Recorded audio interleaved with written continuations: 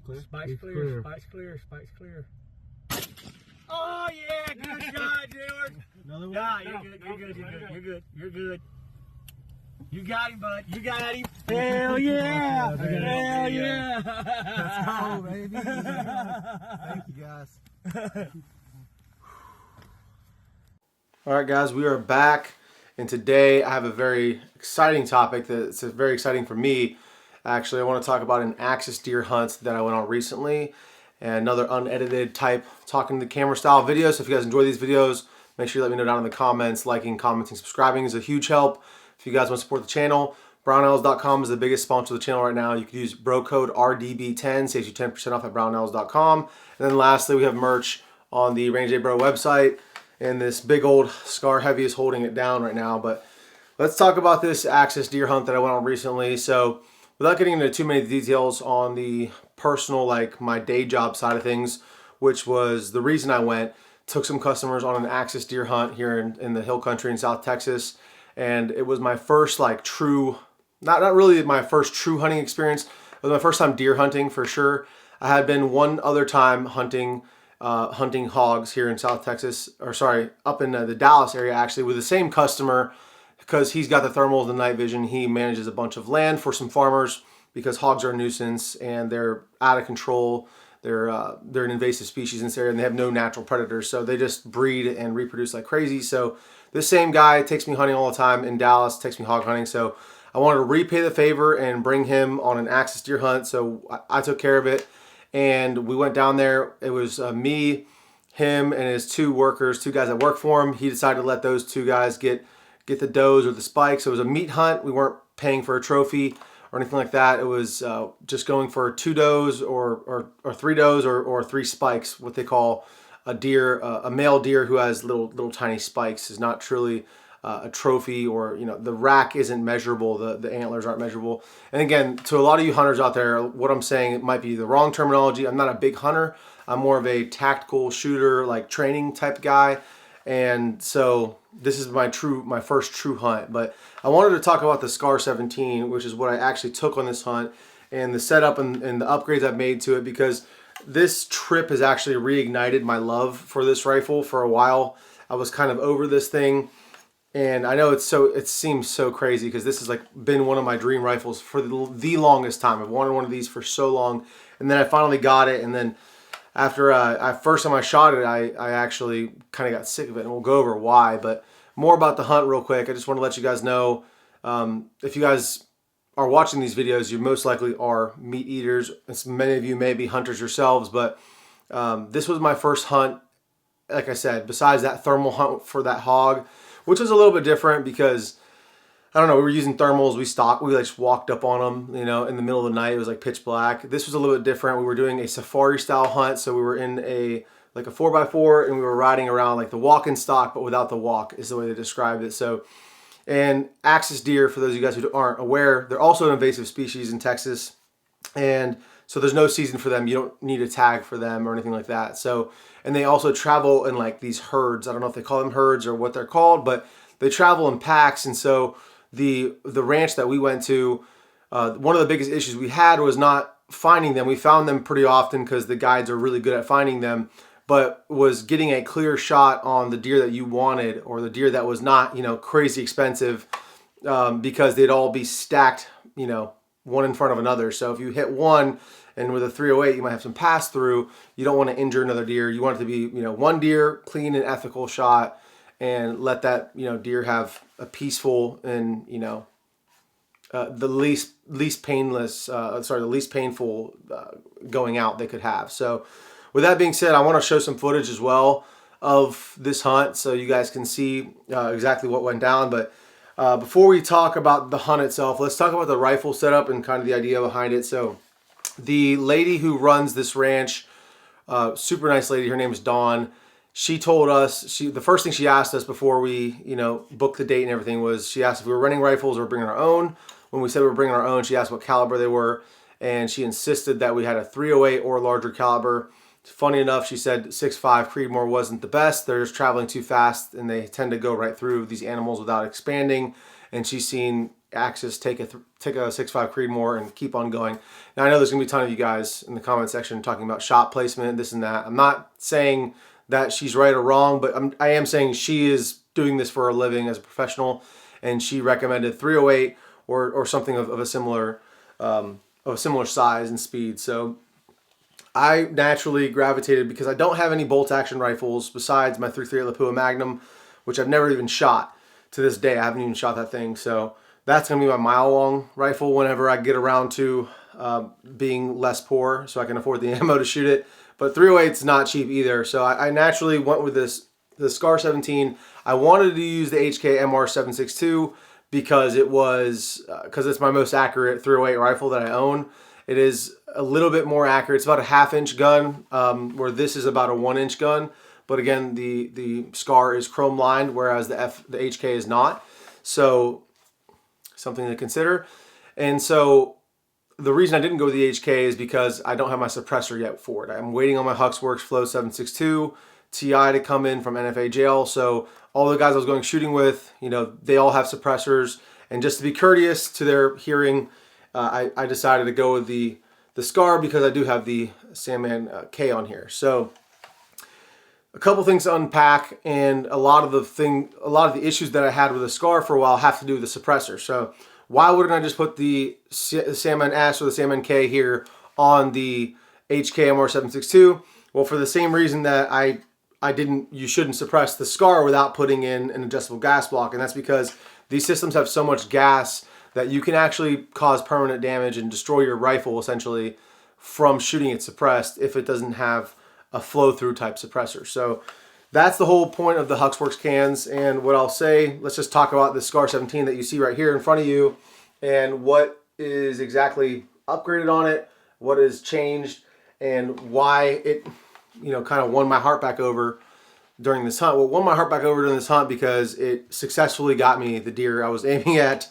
and that is in part due to the Trijicon Credo 1-8 on top, and just the Geisley trigger for the SCAR as well. But I just really forgot how much I love this rifle. But let's go from blast end to ass end and just talk about the changes that have been made to this rifle to bring it into the modern era. So just to summarize into an overview of my feelings on the SCAR17 it's an iconic rifle that I've played with in video games. I've seen it in movies since I was 5 years old, and I'm 30. So this is a rifle that has a very strong presence in pop culture, in our military history. It's been used in the GWAT. It's been used since it was designed in a lot of these, also pop culture, but also in the real applications. Now, this is a non-reciprocating charging handle version. So that is one upgrade that FN did actually put into place.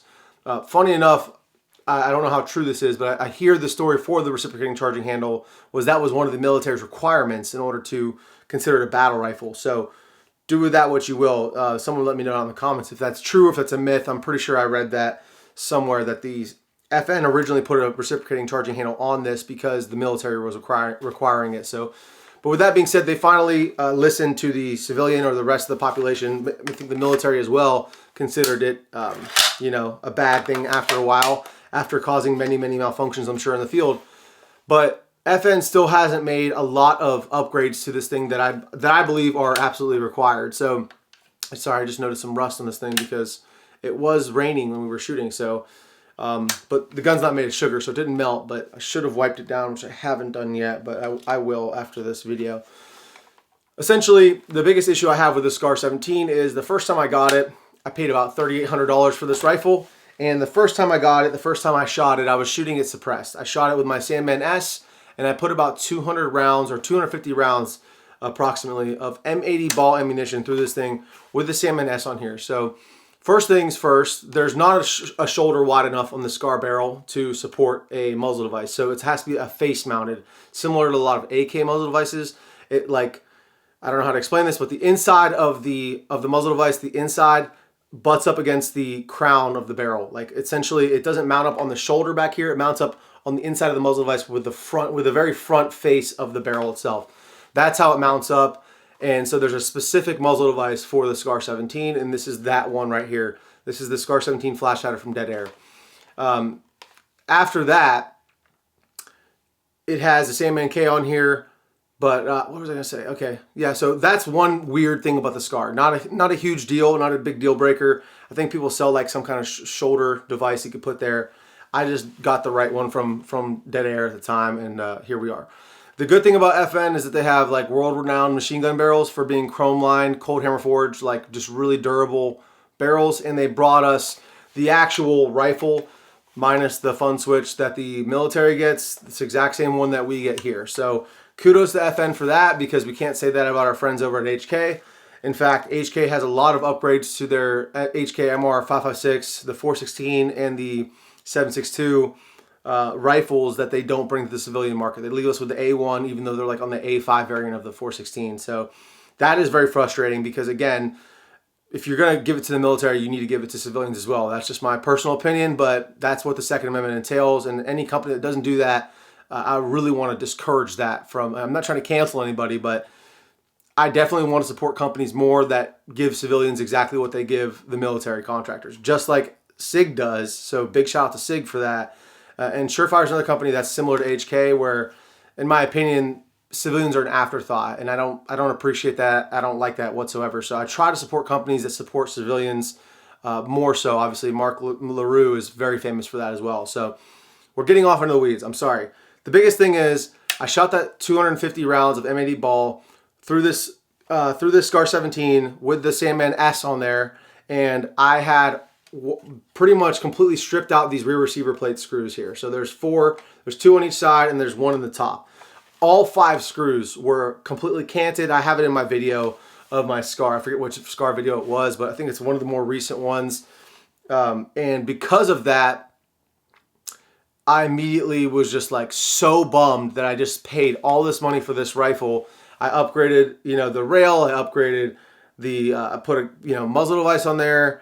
I put a KDG stock on there. So full disclosure, I did have a KDG stock on there, which has a aluminum backplate versus the plastic one that comes in the SCAR. So that, a lot of people said that's what led to the issue, but I completely wore out that rear receiver plate. And since then, I've had this sent back to Mototech Engineering, and I had it helicoiled. So he fixed it for me and gave me his upgraded his torque screws for this, which are upgraded, which are apparently, I don't know if they're longer. They're just more, I think they're a little bit longer, and they have the Torx head, obviously, so less likely to strip them out versus the Allen key heads. And so, but the big thing is he fixed my rear receiver plate. I later found on, I think, Midwest Industries website, maybe not Midwest, maybe it was Midway, sorry. I found an OEM backplate for the SCAR, which I picked up for like $100 just to have as a spare part, because again, in my first time ever shooting the SCAR17, I completely had destroyed the rifle. So if you think it's an exaggeration, it's not. When these screws are stripped out, this is what holds your whole recoil assembly. All your recoil comes back to this plate right here, which holds on your stock.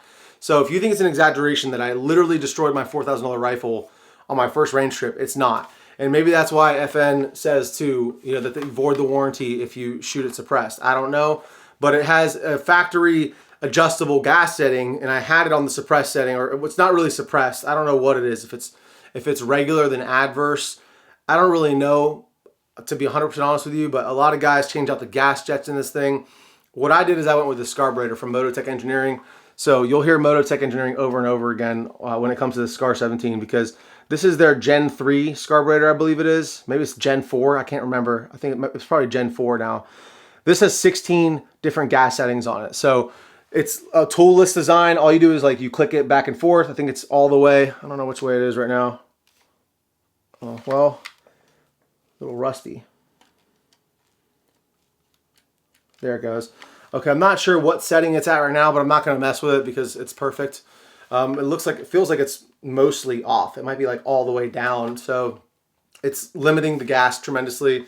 And with this setup, I'm ejecting right at 4 o'clock, 4 o'clock really. So right where I want to be at. I haven't really messed with it too much. I had the Scarburator Gen 3 on here beforehand. So this is the new generation. It's got 6 more settings on it.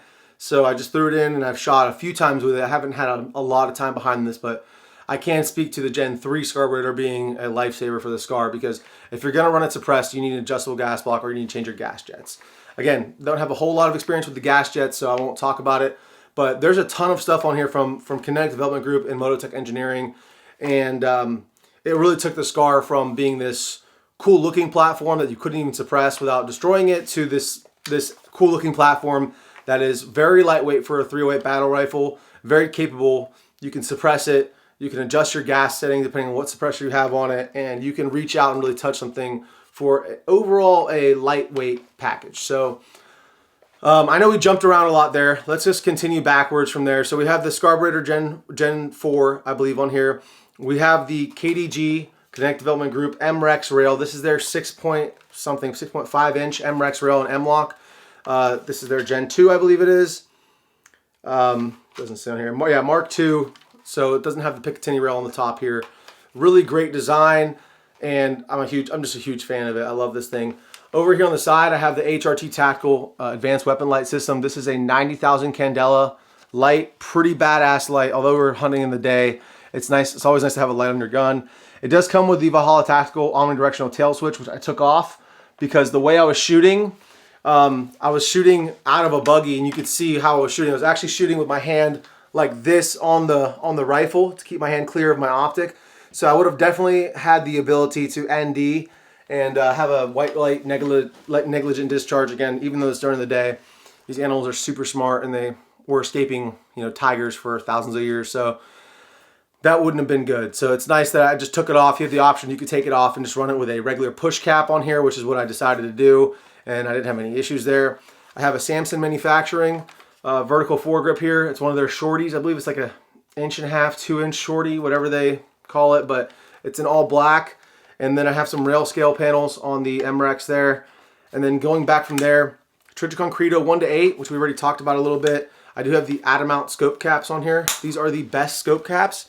Now, one thing that doesn't translate from real life to hunting is when you're on a flat range, you don't have to deal with things like the elements so much. It was raining the whole time we were shooting, or hunting rather, and it was very foggy in the morning. So when I first popped my scope caps off, these are waterproof. So first popped them open, I got really foggy glass like right away. So that was something I had to work through. I just left them open for a little bit, and luckily there weren't any shooting opportunities during that time, and they finally cleared up a little bit. But it was nice to be able to have a quality scope cap that I could flip down, even halfway while we were riding around in the buggy, so that the rain wouldn't be getting all over my glass and be fogging up my image. Because this is a 1-8. I don't know, a lot of you guys who are old school hunters, you probably are used to hunting with like a fixed power 4 scope or something like that, but I'm a high magnification type guy. If I'm taking shots at distance, I like to take as much magnification as I can. If I'm shooting at 200 yards, I'm not going to be on 25x, but it is nice to, when you're going to 500 yards, to be able to go up to 20 or 18x on a higher power scope. So I wanted to make sure that my glass was as clear as possible for that shot, because again, I was kind of getting that buck fever, that anticipation. My adrenaline was up. I was really excited. It was my first deer hunt ever, so I didn't want to jerk the trigger, and I definitely didn't want to have any issues with my scope, my glass not being clear enough to, get a ethical shot. So that was great. The mount is American Defense Manufacturing. This is like their beefed up mount. I don't know what it's called, but it's the beefed up mount for the SCAR17 specifically. Really love this thing, and it worked incredibly well. So a huge fan of that. Kinetic Development Group selector switch, radiant on the 45. Geisley trigger, and then I just dremeled down my lower on my SCAR to fit AR pistol grips. Another thing that FN, just why? Like, why are you the way you are, FN? And then the UGG boot is just stock. I went back to the UGG boot after I had the issue with the rear receiver plate. I went back to the UGG boot and I said, screw it. It's grown on me a ton too. It's actually very comfortable. Riding around all day in that buggy, this thing, I was just leaning up against this thing.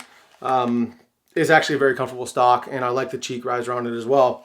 So that's pretty much it. Then I have this Blue Force Gear sling, Vickers sling, that I have a little bit of paracord in the back here, just attaching it to these sling loops, because again, I've already spent a ton of money upgrading this SCAR to bring it into the modern era. So, but with all that being said, I have a lot of money in this rifle. Like, between the price of the rifle, the glass, and then the carburetor, the muzzle device, the trigger, the rail, the selector, between the way I have it set up, including the can, it's approaching like $8,000 plus. So it's a very expensive setup, and for a while it just sat in my safe, and I wasn't touching it at all, because the HK MR72 was just more accurate.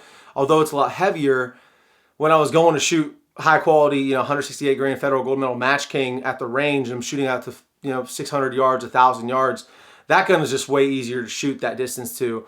Whereas with the 1-8, this is definitely more of a battle rifle, run and gun type setup. But it's impossible to find M80 ball or any cheap 308 ammo in my experience lately. So I haven't been running it that much. But after this hunt, I have a newfound love for this rifle.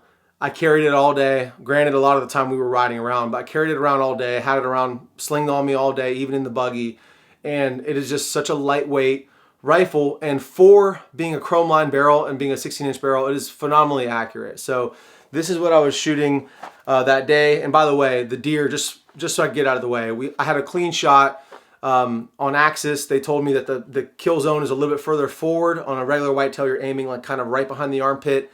On an axis, you want to aim right at the shoulder center mass because their guts are a little bit further forward, essentially. So clean shot in one side, out the other. I'll show you guys, warning, graphic content coming up. I'll show you guys the actual skinning process where you can see the entry wound and the exit wound. It was quartering towards me slightly, and the bullet did kind of weave a little bit inside and come out a little bit further back than the entry did, obviously. But this is what I was shooting, the Sierra ammunition Game Changer. It's called a tipped Game King. So it's got like a green ballistic like plastic tip in the front.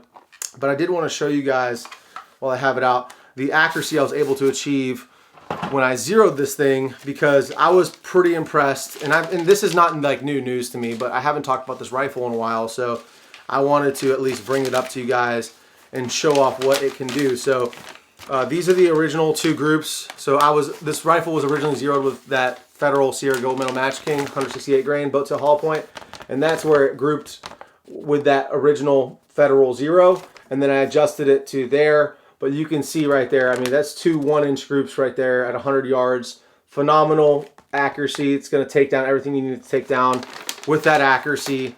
And that was just with me shooting. It's not with a pro. I'm not a sniper. I'm not a sharpshooter. I'm not a professional. But I do enjoy long-range shooting. And I do practice and take it quite seriously. So anyways, yeah. So this rifle has needed essentially several $1,000s worth of upgrades to bring it into the modern era. The rail itself, people say, well, the rail wasn't necessary. It comes with Picatinny rails here on the sides. But if you want to run a light far enough forward that you're not casting a shadow, you want to have a usable white light, you need to run it forward. And with the original SCAR rail ending right here, you can't do that. So that was necessary. And also, depending on how you grip your rifle, it turns out mine's set up to grip it right here. So I guess I would be using a little bit of that rail up here, right where my hand is, but it would be close. I could probably run it, somewhat comfortably without the MX rail, but the carburetor is absolutely 100% necessary. One other thing I forgot about is I actually have a rubber recoil pad in here, like a recoil spring pad, the one that's at the back of the SCAR from Mototech Engineering as well. That thing also has made small differences. So all these little things make small differences. The carburetor obviously makes the biggest difference because it's literally regulating the amount of gas you have coming back. But I wouldn't recommend that you shoot the SCAR17 until you have a carburetor, or you've changed a gas jet, or another type of adjustable gas block. I think there's like one other one on the market, but I'm a big fan of Mototech Engineering, obviously, because they bailed me out. He did that backplate helicoil for me for free, which was awesome. So big shout out to Mototech Engineering. And yeah, this rifle, I was worried the whole time about missing my shot, or that this wasn't enough scope for me, or this rifle wasn't accurate enough for me to take down this axis. And turns out I ended up shooting at about 90 to 95 yards approximately. And it was the perfect rifle. It turns out that 308 coming out of the SCAR17 will absolutely take down an axis deer, which I've been told are pretty hard to take down comparatively to other deer type species. So the axis don't want to die. So SCAR17 is a verified killer. Last thing I'll say about it, I keep forgetting to mention this, the deer, he jumped up, he was just surprised, never knew what hit him, his adrenaline was pumping. He ran off maybe 15 yards from the original, from where he was shot, and then he laid down. And we rolled up about 30 to 45 seconds later, and he was completely out cold, where I dragged him out of the bushes where he kind of took his little nap. So totally an ethical shot. I'm very proud of myself for that, and knock on wood, I thank God for that. I'm blessed. I took the heart and the liver home yesterday, ate it for dinner yesterday, so it was incredibly fresh. It was so delicious. It just tastes so much better knowing where you got that from, where you got that meat from. And the rest of it's currently at the processor right here, who's in Bernie. This was recommended by Dawn, so we took it out there, and I'm going to get the hide tanned as well. So once I get the hide back and everything, it'll probably be like 9 months from now, but I'll show you guys and stuff. But I did just want to bring up the fact that, you know, this isn't your daddy's hunting rifle. These things are not here. We all know what these things are capable of. They're not here for hunting. They can definitely be used for hunting, as you can see from the footage and from this story. However, these are here to deter tyrants from trying to put their foot on your throat and take away your freedom. So let's not forget that, guys, and let's always encourage people into the community. And hunters and tactical shooters tend to be at odds a lot of times. A lot of hunters are old school FUDs, and it's definitely not the guys I was with. They're definitely not that type, but a lot of them are. Let's just try to bridge that gap a little bit more, because hunting, that was an incredible, like, life-changing experience. It definitely changed the way, you know, I gutted my own deer. I skinned my own deer. I wanted to learn. I got to watch 2 other deer. You know, I got to help and watch with 2 others because I was actually the last guy to get one. And then I was able to do my own. That definitely changes my perspective when I go to the grocery store and take a look at the meat that they're selling there, you know, the beef that they're selling.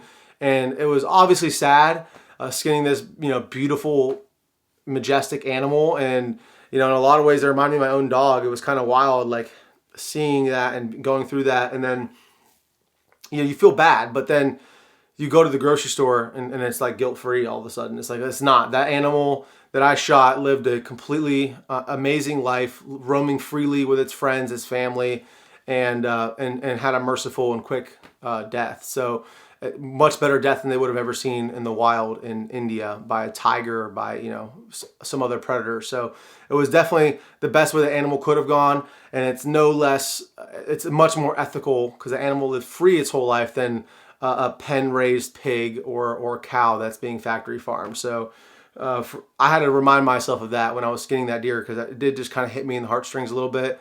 Pigs aren't, you know, they're not pretty at all. They're like not cute at all. So you don't feel bad about shooting a pig, but as far as the wild hogs, rather, little pink pigs are cute. But like, anyone got a teacup pig at home? I don't know, but with the deer it was a little bit different. But that whole experience and carrying this thing around for the entire day and using it and shooting it to get that deer was just an incredible experience. It's reignited my love and passion and my excitement for this rifle, and I'm going to be doing a lot more shooting with this thing in the future. So yeah, I'm super pumped.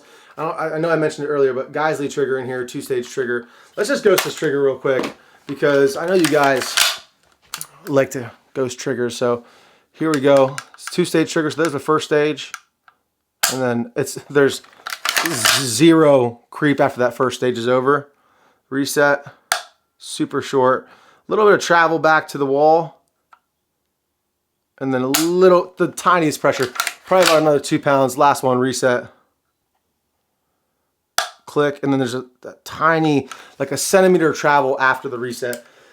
I do know that there's some guys are going to mention that you can get a aluminum, like AR style lower for the SCAR17 that will allow it to take SR25 pattern magazines, like the Magpul 308 magazines and whatnot, which I have a ton of for my AR-10. The problem with that is I didn't do that to begin with. Like, I didn't really know about that, so I didn't go that route, and I already had invested in like 7 FN SCAR mags. So, and the other thing is, like, you're adding more weight to it. Yeah, you're adding it. It's going to be more robust, obviously, but you're adding more weight to the platform. And one of its biggest, you know, advantages is that it's a lightweight 308 battle rifle. In the polymer lower, I've never had an issue, even with dremeling off, you know, the little material I needed to put this AR grip on here.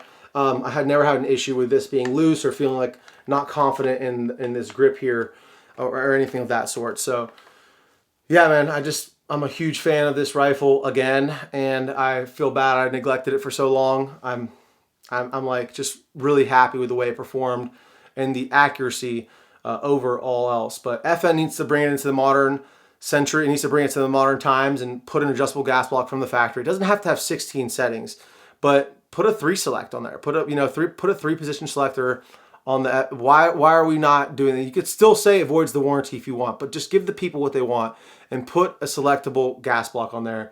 And yeah, that's pretty much the biggest con I have. I mean, you don't have to put a Geisley trigger in it from the factory. and jack up the price. But for $3,800, it should come with adjustable gas block. It should come with a Geissele trigger, and you might as well upgrade the screws to these Torx screws and get a rubber recoil butt pad, because this thing shoots phenomenally well. It recoils well. It's reliable. It's never been unreliable at all. So I think the FN just needs to do these things from the factory, so when somebody like myself spends this money on this gun, it's ready to go right out of the box. And they should also contract with Kinetic Development Group, because this rail is just absolutely drop dead sexy. And at least they did the non-reciprocating charging handle, but that's just the first step. There's plenty of improvements that are left to be made on the SCAR17. But with that being said, guys, this video is probably already way longer than I wanted it to be, so I'm going to wrap it up. If you guys want to help the channel out, liking, commenting, subscribing is a free way to do so. And then RDB10 at Brownells. Really appreciate when you guys use that discount code. A little bit of kickback for me. Also, a super thanks. That's like direct way to help the channel. That's like an awesome direct way to fund the ammunition and all the expenses that go into making these videos. So big shout out to everyone who's given me a super thanks. I really appreciate you guys. And then lastly, rangedaybro.com for any merch. That's going to be it, guys. Love you guys. I'm super blessed to have gotten this hunt and gotten this meat. We'll be getting the meat in about 3 weeks. And so I'll update you guys on how that's going. I'm trying to do a carnivore diet or carnivore type diet. And so I'll let you guys know about that progress as well and the weight loss fitness things as we go forward. So love you guys. You guys have a great day, and I'll talk to you soon.